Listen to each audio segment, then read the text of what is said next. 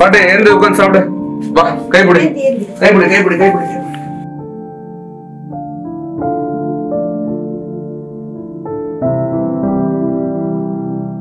இந்த சாம்பார் சாதம் இருக்கு, சாப்பிடு. சாம்பார் சாதமும் கோஸ் பொரியலும் இருக்கு, சாப்பிடு. பெசஞ்சு சாப்பிடு. இப்ப அம்மாவை இதுல இருந்து நம்ம சரி பண்ணணும்னா என்ன பண்ணலாம்? உங்களுக்கு ஏதாவது ஐடியா இருக்கா? அதான் இப்படி முட்டை பத்து போட்டாலும் சரியா அம்மானு போட்டு வச்சிருக்கோம்.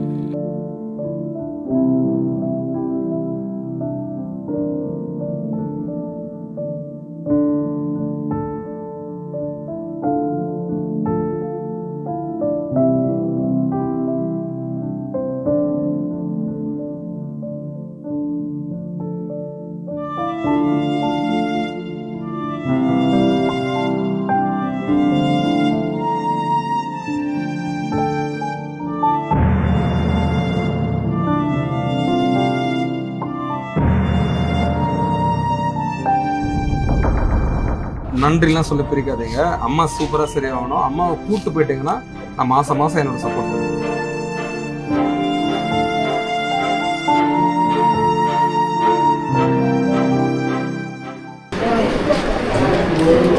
அவசரத்துக்கு இதை வச்சு இருக்கட்டும். உங்களுக்கு வேற தேவைப்பட்டுச்சுன்னா நிச்சயமா பாட்டிக்கு சம்மந்தமாக ஏதாவது ஹெல்ப்னா நிச்சயமாக கால் பண்ணுங்க. போயிடுது. அவங்கள நீங்கள் கஷ்டப்படுத்துறீங்கன்னா என்ன ஆகும்? மேலே உங்களை கஷ்டப்படுத்தும்.